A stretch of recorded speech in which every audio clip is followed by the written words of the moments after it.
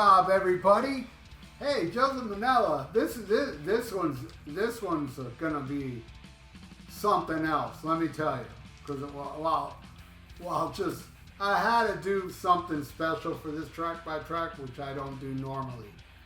And that is, I'll explain what I did. Rush 2112 versus Guns N' Roses, Appetite for Destruction. Now, Rush 2112, I mean, the first side is a whole song, right? But it's in chapters, right? If I just took the chapters against the songs, they add up perfectly. So, you know, it'll be like Overture, and then the next song, what's the next one? Temple of Syrinx will be a song, and then Discovery, Presentation, Oracle, and so on. Again, songs off Appetite for Destruction. Now, which album do I like more? This is a no-brainer to me. I go with Rush by far. This is the best damn Rush album there is. Well, that's the best Guns N' Roses album as well. And I don't dislike this album. I mean, don't get it twisted. Let's cut the deck, you know. It's just beyond a masterpiece, which, you know, it didn't sell a fraction of this, I'm sure. It probably went platinum or double, I don't know. All I know is it should have sold more than this, but, you know, hey, we live on planet Earth, you know what I mean? We live in a place where Sammy Hagar is actually a star, and he can tour with people paying to see him. That's the Earth we live in, so I can understand why that sold more. But that album owns anything Guns N' Roses even dreamed of fucking doing. Owns every song on 2112. Is awesome. I will say there is one song on 2112 that I heard a cover of that I thought the cover was actually better than the version. And I will say my least favorite song off this album is that song, but I still love it, you know, but I like all the songs more. But will it win against the song off Appetite for Destruction? Let's find out, god darn it. Alright. You know, I was watching the Twilight Zone today. It was a great episode. The episode where the old man, the dog jumps in the water and the old man goes after him, and then the next thing you know, the old man's dead, but he doesn't know he's dead yet. And then later on, you know, when he found out, you know, where heaven and hell was, he said, well, I'll be jiggered.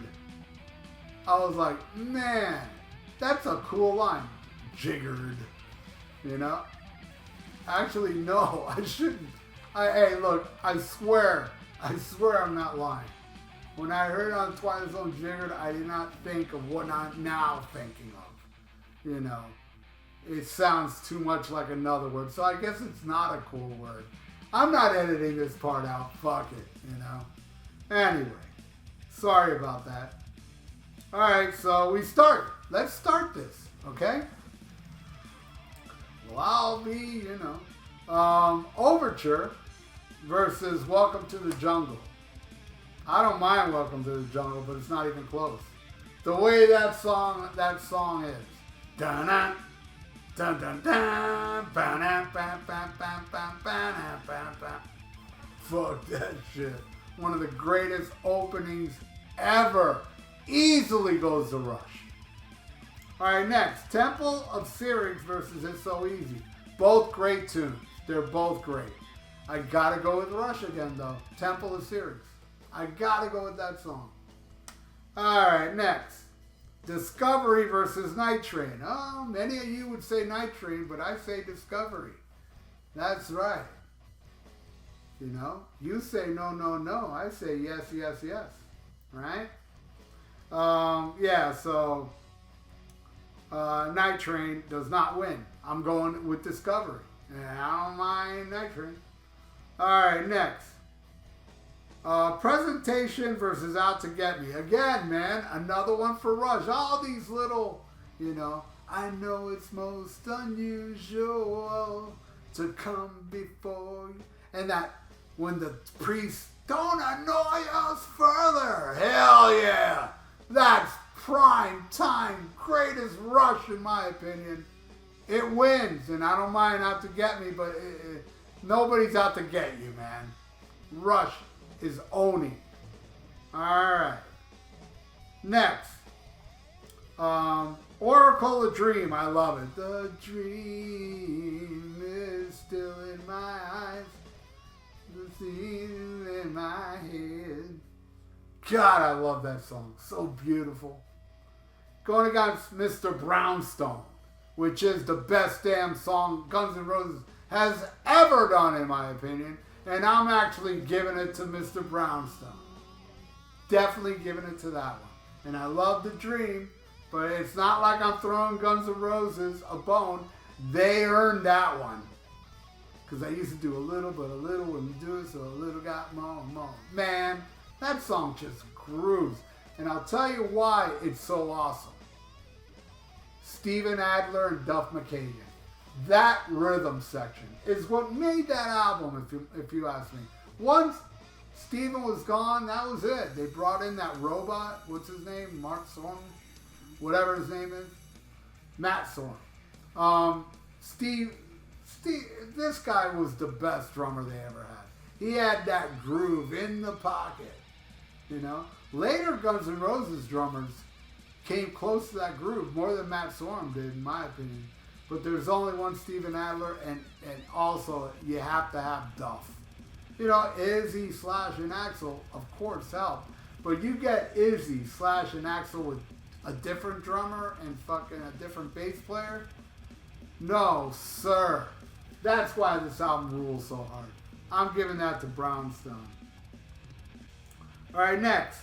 Sologi. Sologi? I don't know if I wrote this. No, that, yeah. Yeah, Soliloquy, whatever, against, or Solo Guy? Fuck, I don't know. I don't think I.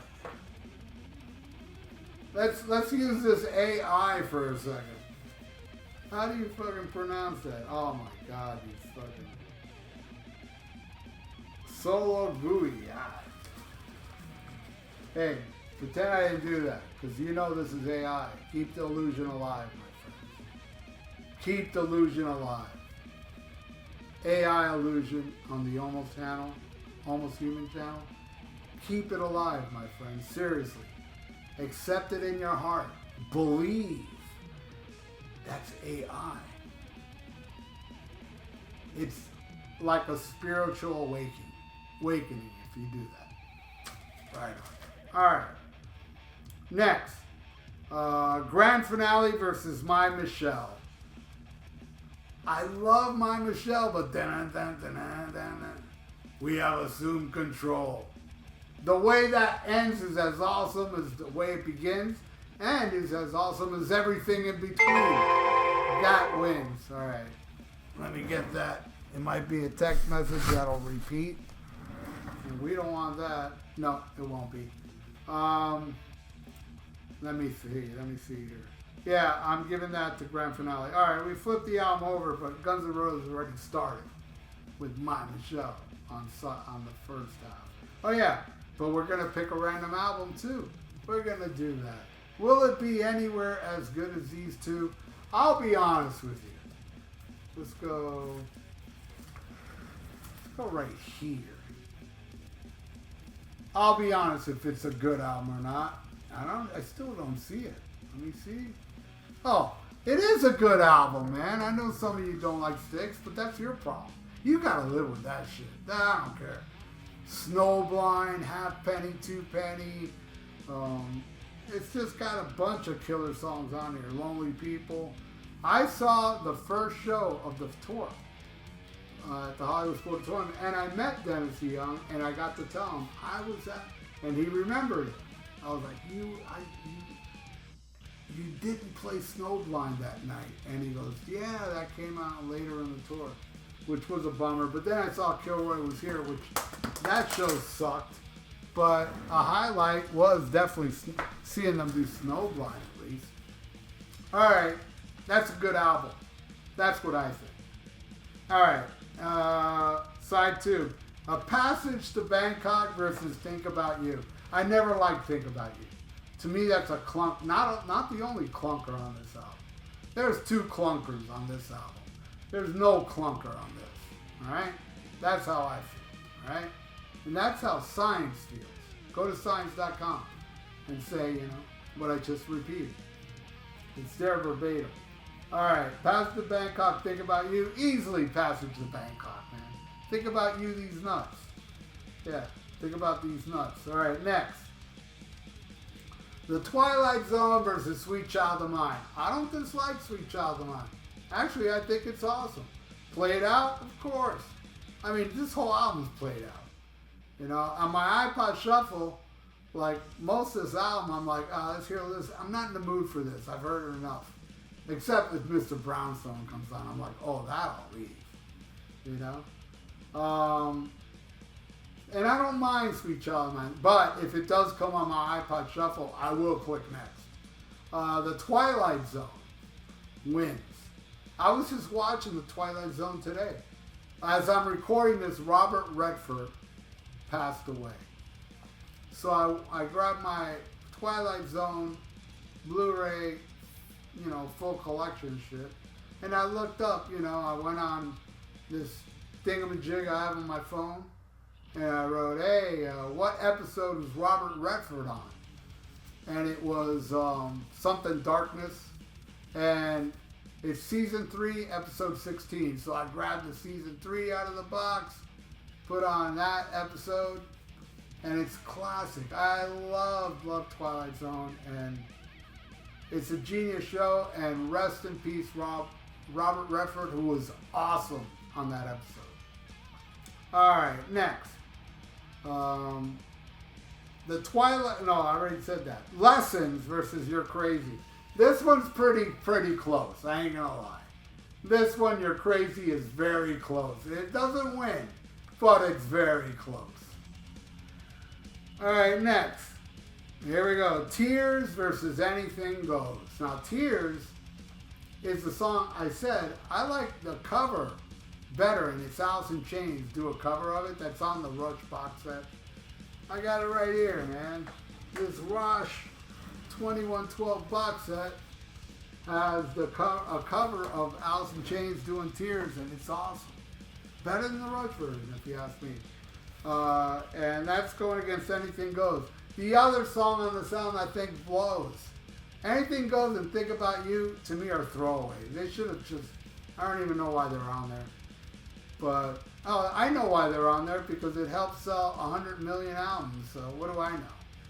But, I don't care. I'm still giving it to Tears, though, man.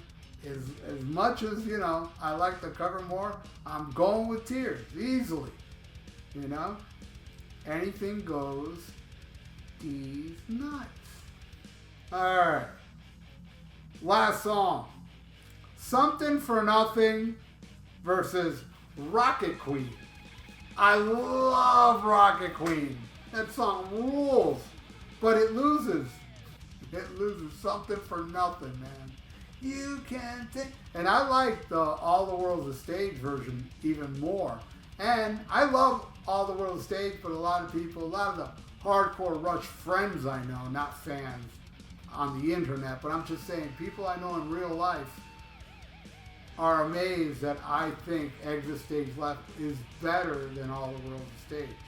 I do think that. I think I may be the only person that thinks that. But I love All the World's a Stage, and I love Something for Nothing on that album. So, it wins. So, Joseph, there's the final score. Woo! Now, that's a slaughter. But hey, that's how I feel. I know a lot of people don't feel that way. A lot of people, I bet there's more fans of this album than that album. I'm sure of it. I'm one of those, hey, look at me, everybody. I'm being counterculture. I don't know. I like being counterculture. I kind of dig it because culture sucks. It does. Fuck the culture. What the hell is up with the culture? I cannot identify with the culture at all. Unless I go to a metal show, that culture I can mingle and schmingle with. Or, you know, like a Cheap Trick show. I can schmingle and wingle with those people. But I'm talking about the majority that would not go to a good show. They would rather go watch a guy up there doing this on the turntable. Wiki, wiki, wiki, wiki. And paying thousands of dollars to see that in a festival that holds like 500,000 people here in Miami every year. I don't know what it's called, and I don't care what it's called. Fuck that noise. Fuck the culture. Right on, everybody. And right on, Joseph. This here's, I already said the final score. But I thank you, Joseph, and I thank everybody out there watching. Please subscribe to my channel if you haven't. Holy crap, I've been on this for over 15 minutes. Woo! Anyway, please subscribe to my channel if you haven't. Ring the little notification bell and like the video.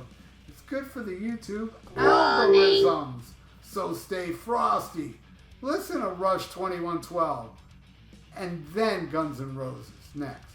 That one's got to be played first. Seriously, that one's going to be played first. If you don't do it, I hope you stub your toe in the furniture in the living room.